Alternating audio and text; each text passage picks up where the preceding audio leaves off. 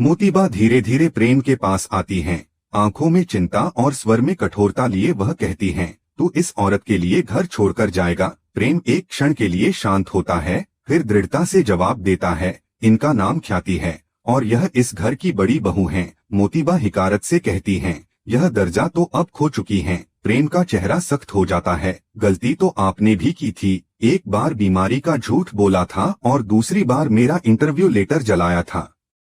उस हिसाब से तो मुझे आपको भी मोतीबा नहीं कहना चाहिए। उसकी बातों में एक चुभन होती है।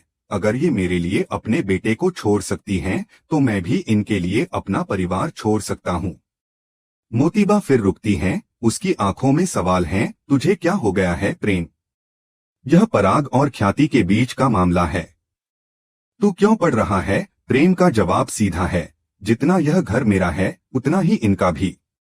अगर ये इस घर में नहीं रहेंगी तो मैं और राही भी नहीं रहेंगे। पराग, जो अब तक खामोश था, बीच में आकर गुस्से में बोलता है, ब्लैकमेल करना बंद कर। मैंने जो कहा है अपनी पत्नी से कहा है। गलती इसकी है। इसने मुझे धोखा दिया, मुझे हर्ट किया।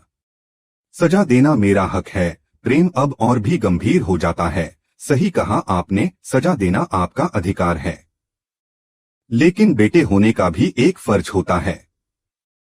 जब इन्होंने मेरा साथ नहीं छोड़ा तो मैं इनका साथ कैसे छोड़ दूं? इस पूरे टकराव के बीच अनुपमा चुपचाप सब देख रही होती है और अब वह बोलती है, कमाल है ना वसुंधरा जी, जिस सौतेली माँ से यह नफरत की वजह से घर छोड़ चुका था, आज उसी माँ की इज्जत के लिए वह फिर घर छोड़ रहा है।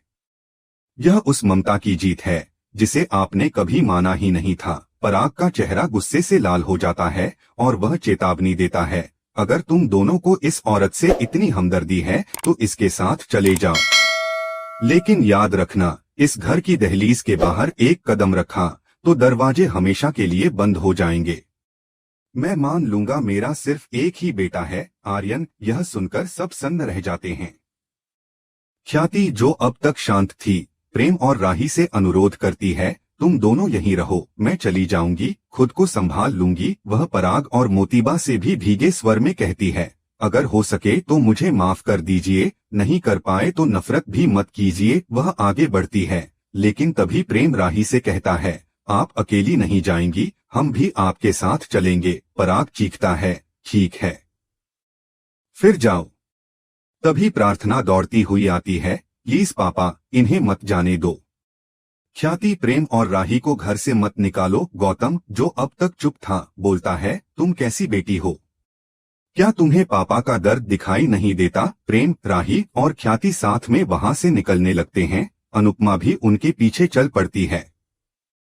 रास्ते में चलते हुए अनुपमा को वनराज की बातें याद आती हैं, वह लम्हा जब उसे भी घर से निकाला गया था। वह रुकती है, मुड़कर कहती है, आप लोग ख्याति बहन के साथ बहुत गलत कर रहे हैं, जैसे आपने कभी कोई गलती नहीं की हो। ख्याल रखना, आज आपने माफ नहीं किया, लेकिन कल जब आपसे कोई गलती होगी तो शायद आपको भी कोई माफ न करे। यह कहकर वह भी आगे बढ़ जाती है। दूसरी तरफ शाह हाउस में माहौल अलग ही तनाव में डूबा हुआ है।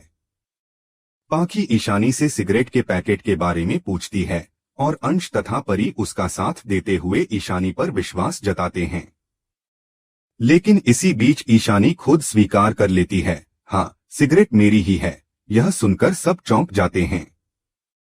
पाखी गुस्से से उस पर हाथ उठाने ही वाली होती है कि ईशानी उसे रोकते हुए कहती है, मार लीजिए, मुझे घर से निकालना है तो वो भी कर लीजिए, आपको जो करना है करो, अब मैं वैसी जीऊंगी जैसी मेरी मर्जी होगी।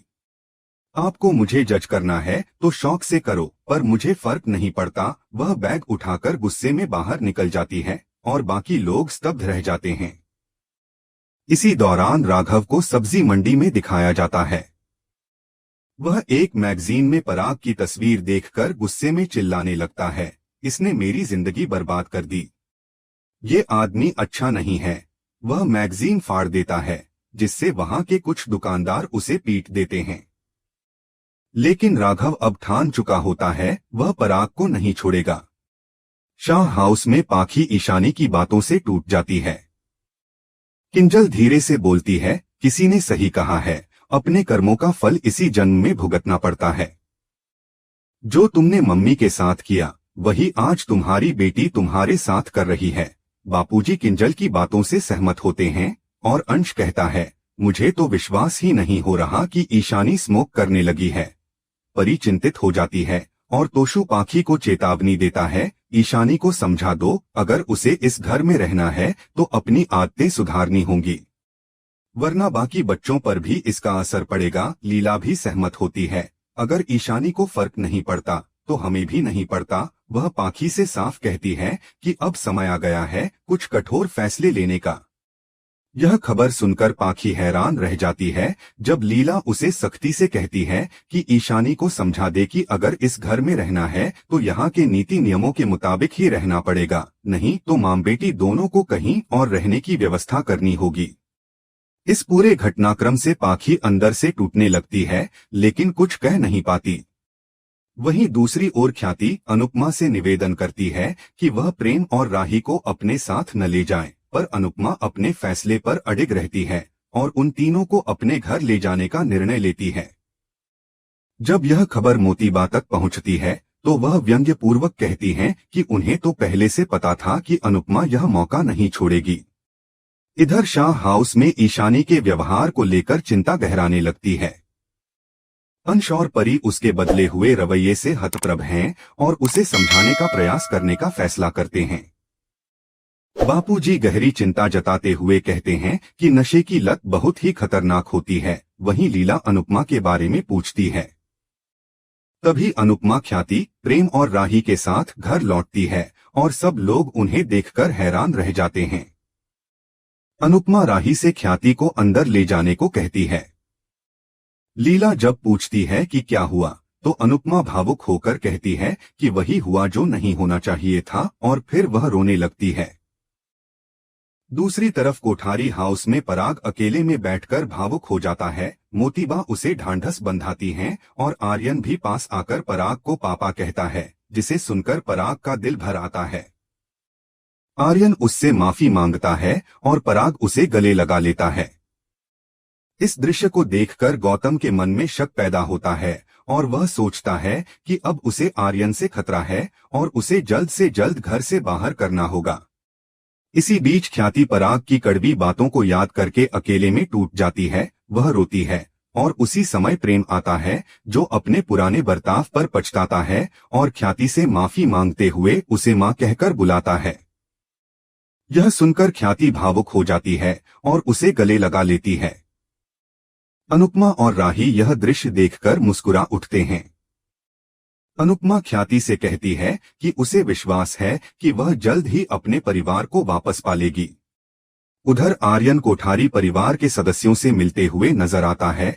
वह मोतीबा का आशीर्वाद लेता है और अनिल से गले मिलता है।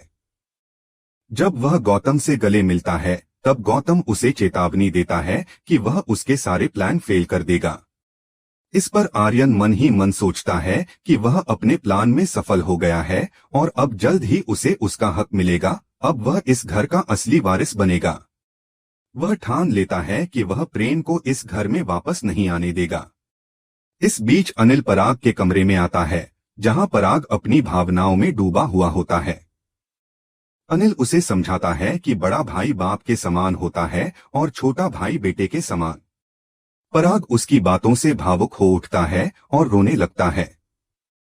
वहीं दूसरी ओर शाह हाउस में सभी लोग आरती के लिए एकत्र होते हैं। अनुपमा ख्याति से कहती है कि वह आरती करे। उधर कोठारी हाउस में मोतीबा पराग और आर्यन से आरती करवाती हैं। पराग और आर्यन साथ में आरती करते हैं और इधर ख्याति भी प्रेम के साथ आरती करती है। अनुपमा भगवान से प्रार्थना करती है कि सब कुछ सही हो जाए। इस पूरी घटना से एक बात तो साफ है कि ख्याति अब अकेली नहीं है, उसे प्रेम, राही और अनुपमा का साथ मिल गया है।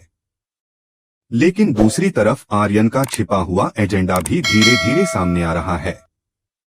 प्रेम अब ख्याति को अपनी मां के रूप में स्वीकार चुका है और उनका रिश्ता और भी मजबूत हो गया है। वहीं पराग अंदर से टूटता नजर आता है, पर यह स्पष्ट नहीं है कि वह ख्याति को माफ कर पाएगा या नहीं। इस तरह से कहानी में भावनाओं का सैलाब, रिश्तों की जटिलता और पारिवारिक मूल्यों की परीक्षा चल रही है। क्या पराग ख्याति को दोबारा अपनाएगा? क्या आर्यन अपने इरादों में कामयाब होगा या प्रेम उसकी चालों को नाकाम कर देगा?